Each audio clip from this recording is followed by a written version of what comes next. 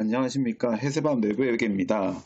오늘은 샘플링의 최소 개수는 어떻게 구하는지 알아보도록 하겠습니다. 먼저 재무제표를 신뢰할 수 있는지 알아보기 위해서는 내부 통제를 알아봐야 되고, 그 내부 통제를 알아보기 위해서는 테스트를 진행해야 되는데요. 이 테스트를 진행할 때 그게 테스트 방법, 테스트 범위, 테스트의 수행 시기, 이 세 가지를 고려하게 됩니다. 테스트 방법은 질문, 관찰, 문서검사, 재수행 등 그런 방법론을 얘기하는 거고, 테스트의 범위는 바로 저희 주제인 샘플링, 샘플 개수를 의미합니다. 위험에 따른 샘플 개수를 몇 개를 선정하느냐를 고민하게 되고, 테스트의 수행 시기는 중간에 평가 기간에 할지 기말 평가 기간에 할지 그 시점을 정하는 것입니다. 즉 테스트에는 샘플 개수가 중요한 요소라는 거죠. 그리고 테스트 범위를 설정하는 방법은 두 가지가 있는데요. 하나는 전수감사가 있을 거고, 두 번째는 표본감사가 있을 것입니다. 전수감사는 말 그대로 모집단이 10개면 10개를 다 하고 100개면 100개를 다 검사를 증빙을 해보는 겁니다. 검사를. 신뢰성은 높겠죠. 전부 다 해보니까요. 하지만 비효율적이고 비현실적입니다. 왜냐하면 회사에 일어나는 트랜잭션의 양이 너무 많기 때문이죠. 그래서 신뢰성은 좀 낮지만 효율적인 표본 감사를 일반적으로 진행하게 되고, 그래서 이 표본 감사에 대해서 잘 알아보아야 합니다. 그 표본 감사에서 또 샘플 개수가 나오는 것이고요. 전수 감사면 샘플 개수가 필요가 없겠죠. 너무 당연하니까요. 그냥 모집단 뽑으면 전체가 샘플이 되니까요. 하지만 표본 감사는 필연적으로 위험이 따르게 됩니다. 왜냐하면 전체를 다 하는 게 아니기 때문에 보지 못한 부분에 대해서 잘못됐을 그, 어떻게 될지 모르기 때문에 판단을 잘못 내릴 수가 있는 거죠. 그럼 이걸 다음 아래 표와 같이 좀 경우의 수를 따져볼 건데요. 파란색은 실제 내부 통제 상황입니다. 실제 액추얼이고요. 그에 따른 평가 결론 노란색 부분을 내리는 건데, 각각 효과적, 비효과적, 효과적, 비효과적 이렇게 경우의 수가 있을 것이고요. 50대 50으로. 그래서 이 올바른 결론을, 그러니까 이제 총 4가지 경우의 수가 나오잖아요. 2 by 2니까. 그러면 먼저 실제 내부 통제 상황이 효과적이고 평가 결론도 효과적이라고 하면 이건 올바른 결론이 될 것이고요. 그리고 실제 내부 통제 상황이 비효과적이면서 평가 결론도 비효과적이라면 또 올바른 결론이 될 것입니다. 하지만 실제 내부 통제 상황이 비효과적이면서 평가 결론을 효과적으로 내릴 수도 있어요. 저희가 뽑은 표본이 우연히 다 좋은 것만 뽑은 거죠. 그러면 실제로는 비효과적인데 오류가 있는데 효과적이라고 결론을 내려서 과대 신뢰 위험이 발생하는 거고, 이를 베타 리스크라고 합니다. 그리고 실제 상황은 효과적인데 평가 결론, 하필 우리가 뽑은 게 다 안 좋은 것만 뽑아서 비효과적이라고 평가 결론을 내릴 수도 있습니다. 바로 가소 신뢰 위험이죠. 이를 알파 리스크라고 합니다. 이제 그러면 이 베타 리스크와 알파 리스크에 대해서 좀 더 알아보겠습니다. 먼저 베타 위험은 앞서 보신 것처럼 내부 통제가 실제보다 더 효과적이라고 결론을 내리는 것, 즉 잘못 평가를 하는 겁니다. 과대 신뢰 위험이죠. 평가의 효과성에 영향을 미치며 부적합한 내부 회계 관리 제도의 의견에 이르게 할 수 있는 가장 중요한 위험입니다. 이 베타 위험이 중요하고요. 알파 위험은 내부 통제가 실제로는 괜찮은데 덜 효과적이라고 결론을 내리는 것이고, 즉, 과소신뢰하는 것입니다. 일반적으로 최초의 결론이 부정확한지 확인하기 위한 추가적인 업무로 이어지기 때문에 평가에 효율적 영향을 미친다. 돼 있는데, 그러니까 두 개, 뭐, 100개가 있는데, 한 개가 오류였는데, 딱 뽑았는데 한 개가 오류예요. 우리가 뽑은 딱 그게 한 개인 거예요. 근데 이제 허용은 한두 개 정도는 허용한다고 했을 때, 그러면 이제 사실 한 개 뽑았어도 오류를 두 개 정도 허용하니까, 사실 이제 통제는 효과적인 건데, 한 개 뽑았기 때문에 잘못된 걸 이제, 어, 의견을 잘못 내릴 수도 있지만, 이제 보통 조금 더 해본단 말이에요, 학대에서. 근데 뭐, 세 개, 네 개, 다섯 개, 뭐 다 해봐도 계속 그 표본을 뽑았는데 문제가 없는 거예요. 이런 식으로 추가적인 업무로 이어진다는 의미입니다. 그러면 이 알파와 베타 중에 베타가 더 위험하다고 했는데요. 왜냐하면 재무제 기본적으로 보수적이잖아요, 회계는. 그러니까 과대하게 신뢰하는 게 위험인 겁니다. 가소신뢰는 그렇게 큰 문제가 아니라는 거죠. 그래서 이 베타 위험이 위험한 것이고요. 어, 이 기본적인 개념을 가지고 이제 다양한 요인들과 표본 개수와의 관계를 알아보도록 하겠습니다. 그다음에 이제 위험이 높아지면 기본적으로 표본 개수가 늘어나는 것이고요. 빈도수가 여러 번 할수록, 즉, 1년에, 매일 하면 365번 빈도수가 많을 거고, 1년에 매달 한 번씩 하면 빈도수가 12번으로 적을 거고, 대신 주기는 짧겠죠. 네, 매일 하는 게 더 주기가 짧겠죠. 월보다. 너무 당연한 얘기고, 그로 인해서 모집단이 많아지겠죠. 빈도수가 많아지니까. 그래서 이렇게 되면 표본 위험이 올라가고, 즉 표본 개수가 증가하는 것입니다. 그리고 또 다른 걸 알아보면 테스트에 대한 확신의 수준. 나는 이거 진짜 엄청 막 목소리에 힘을 줘서 높은 확률로 믿는다. 라고 하려면 당연히 많이 해봐야겠죠. 표본 개수를. 그리고 특정 통제들이 중요하다고 하면 그 통제에 대해서는, 키 통제에 대해서는 표본 개수를 좀 늘려볼 수도 있겠죠.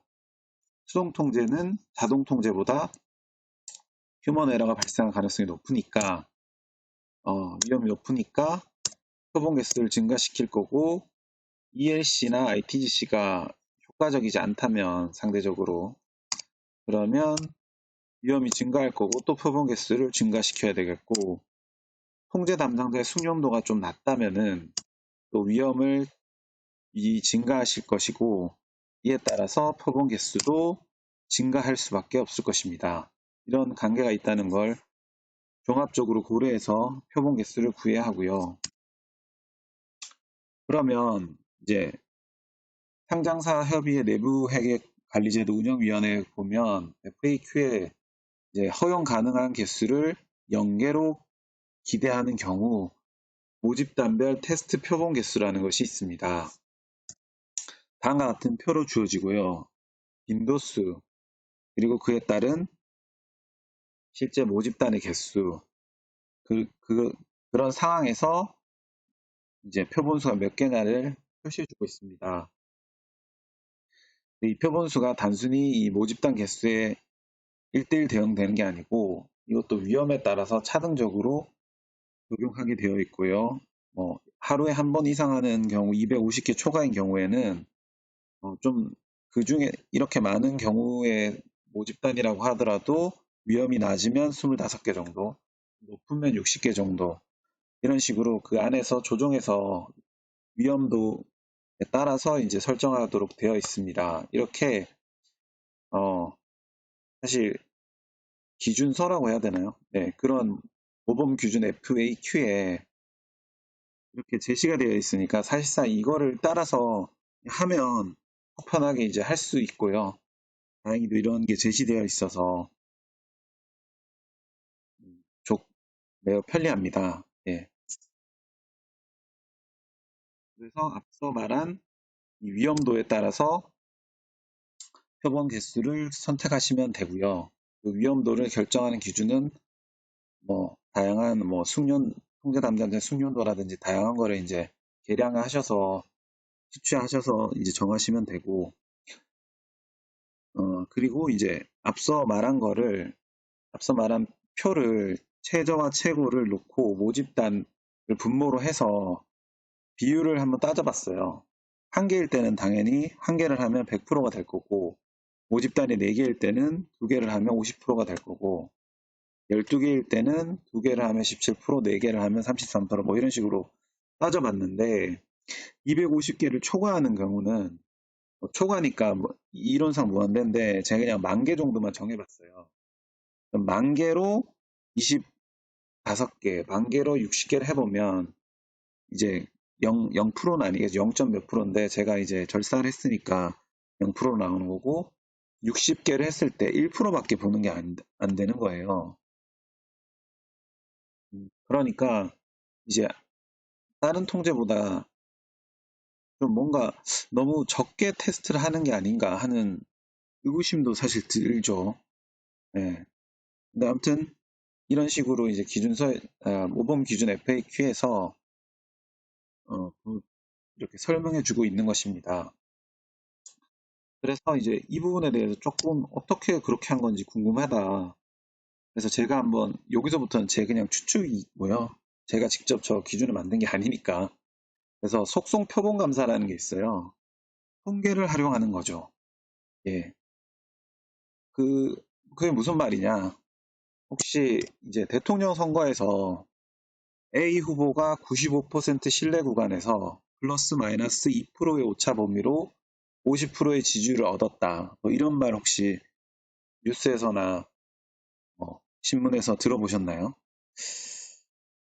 네, 이와 동일하게 모집단에서 95% 신뢰 구간에서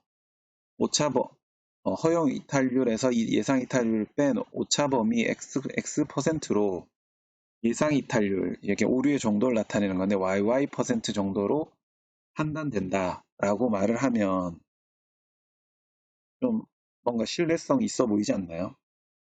이제 통계를 활용하는 거죠. 통계학이 이제 많이 발달했기 때문에 그걸 이제 감사에 접목시키는 것입니다. 그래서 이 속성 표본 감사라고 하는데요. 표본 감사, 통계적 감사 방법의 하나인데요. 제 별량 표본 감사랑 속성 표본 감사랑 이게 두 가지가 있다고 해요. 근데 이제 속성 표본 감사가 더 적합하다고 하는데, 일단 그 부분은 이 정도만 알아보고 표본 감사에 대해서 좀 알아보면, 아까 말씀드린 부분인데, 이제 과대 신뢰 위험이 베타였잖아요. 그게 5%면 신뢰도 구간을 95%로 보는 거고, 과대 신뢰 위험 베타가 만약에 10%면 90% 신뢰도 구간으로 보는 거예요. 그리고 허용 이탈률은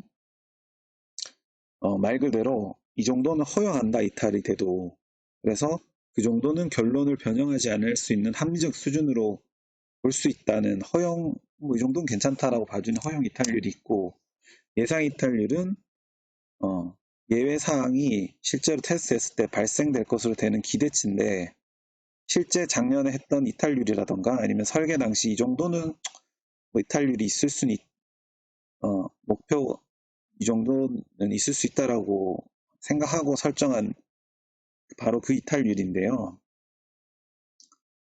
이 부분을 고려해 주시고, 그리고 기본적으로 이 속성 표본 감사는 AICP 조건표에 따라서 저희가 할 건데, 뒤에 표본 크기를 정할 때 이항 분포라는 통계적 방법을 사용했고, 큰 모집단에서만 활용 가능한 표입니다. 이런 식으로 이항 분포라던가 이런 구체적인 통계학에 대해서는 저희가 사실 공부하기가 어렵고, 그건 이미 어느 정도 이제 개발된 거니까, 오랜 역사적으로 이제 개발된 거고, 그거를 활용해도 된다고 AICPA 단체에서 정한 거니까, 이 조견표 뒤에 나오는 걸 보고 활용해서 쓰기만 하면 되는 거죠. 그래서 여기 보시면 이게 그 조견표인데요. 이거 의미를 해석을 해야 되는데 알아보면 statistical sample size다. test of control 이게 내부 통제 테스트를 할 때 하는 건데 여기 5% risk of over reliance다. 이게 베타가 5%라는 거고 즉 95% 신뢰도 구간에 있다는 거고요. with number of expected errors in parentheses라고 나오는데 여기 보시면 149 갈로하고 0, 99 갈로하고 0 이거잖아요. 요 갈로가 parentheses인데 요게 0개다. 그러니까 에러가 기대되는 에러가 0개다라는 거잖아요.